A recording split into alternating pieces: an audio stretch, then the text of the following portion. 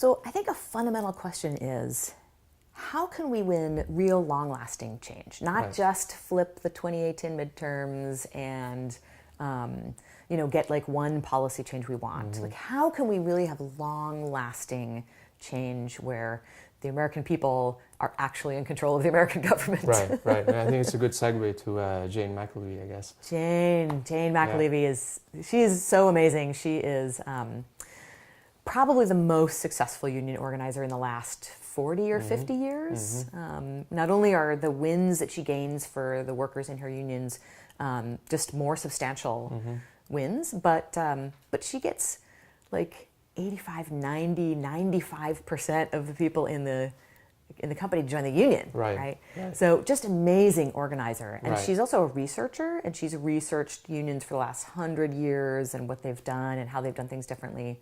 And she has a theory Right. on why we're not winning right now. And I have some of that right here. So these are some excerpts from her book. We'll start off with It's called No Shortcuts. Yeah, and we'll start off with the central question she poses, something what Anna's talking about. So in the zigzag of forward progress from the 1930s to the early 1970s, followed by the defeats in the mid-1970s to the present time, like what changed? Why were the achievements won during the heyday of the pre-McCarthy labor movement and the civil rights movement so substantial compared with the progressive achievements of the past 40 years or so? Yeah, and really, we can say it plain and clear, we're losing. Right. Right? Yeah. We used to be winning. Yeah, we haven't done a good job in the past 4 years. And we are losing now. Yeah. Right. Not really, we haven't won anything. There's Right. nothing that we've been winning on. Right. Yeah. And Despite a proliferation of nonprofits and political action committees and all of these organizations designed to help the environment and Right. to help people of color and to help young people and to help on healthcare and every issue you can mention, and we're losing. right. And that might be a hint to the next point, because no matter how these institutions may seem like they have been put in place to actually exact a lot of this grassroots change, fundamentally, they, as Jane will say, the main difference between movements half a century ago and today is that during the former period of the great successes, they relied primarily on and were led by ordinary people. But today, these attempts to generate movement, some of these institutions you mentioned, are directed by professional, highly educated staff who rely on an elite top-down theory of power. Yeah, it's funny because it's actually the reason why the Incorruptibles exists. Right, in the first place. In the first place, like some friends and I who had volunteered for the Bernie campaign, we were sitting around, and all of us had volunteered for a number of organizations, like campaigns and other, volunteer organizations, and it just became really clear that there was no way for people like us to affect strategy at the top. There just wasn't an avenue for that. And it seemed clear to us that that was not how a movement was going to be started. Right, yeah, and it's almost like you're trying to shoehorn democracy, that word gets thrown around a lot, into these top-down hierarchies. Right. When the whole idea is to create self-determination among communities, so you have organic leaders who already know the people that they kind of represent, as opposed to, as Jane says, institutions that are extracted out of common problems and kind of generating their own consensus within themselves.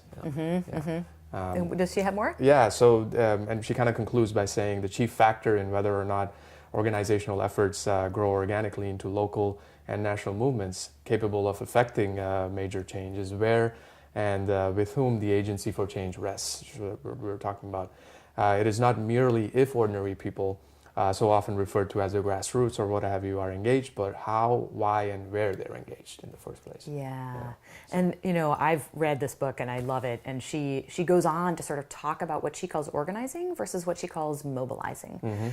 And mobilizing is where you have highly paid staff, they make all the decisions, they hand out repeatable tasks to volunteers who are cogs in a machine. Doesn't matter if one leaves, they'll get another one. It's just a numbers game.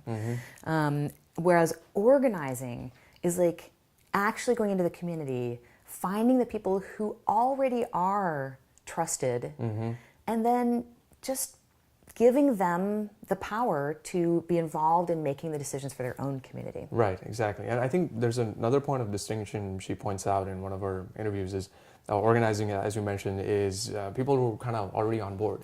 You know, they just have to be activated. Mobilizing. Oh, which one? I believe it was organizing that, you know, that's just kind of lining up people who are already on board and just activating them. You don't have to convince them too much of your ideas. Yeah, that's in the mobilizing. That she says the top-down structure. She says you're preaching to the choir. Right. Yeah. Exactly. But in true organizing, it's when you're actually converting people to your fold. That's right. I see. In true organizing, you're actually reaching into the community and finding people who may not agree with you, right. and convincing them, right? Yeah. That if they want for their issues to succeed, they need to join the rest of you who are trying to make real democracy happen. Right, exactly. Because once that opens up, then we can have those actual robust, honest discussions about what decisions need to, be executed on for that community. Yeah, and that's how she gets 95% membership, 95%, right? Right. Yeah, exactly. She only gets that because she's not preaching to the choir. Right. Like she's going, and it's not just her. She finds the organic leaders in those workplaces, right, and they convince their peers to join. Exactly. Right. Yeah. Even if their peers are maybe anti-union or don't want, they seem like they're not on the same side. Right. But like doing that real work. Right. And the Incorruptibles, what we do fundamentally is we train people at the grassroots to take over their own cities. Mm-hmm. So we don't make decisions about who your city councilor should be. We're not going to advise you on that because only you know that in your city. Right. So that's why we're here, is for us to empower the people at the grassroots to become the decision makers and the change makers in their own communities. Right, and also side note, when the representative actually does go into office, empower the representative to stay connected with the grassroots movements. Right. So that the loop is closed. Yeah, and exactly, that representative isn't seen as a separate person who just came along and wanted an endorsement. Right, exactly. That representative is genuinely a part of the community, and that doesn't change. Yeah, and they remain a part of it. Yeah. That's exactly right. Yeah. Good. If you like this YouTube video, then please subscribe to our YouTube channel. If you want to donate or volunteer, you can visit us at theincorruptibles.us. And if you want to learn dozens of tactics and strategies you can use to take over your city council, then visit academy.theincorruptibles.us, and all those links are below.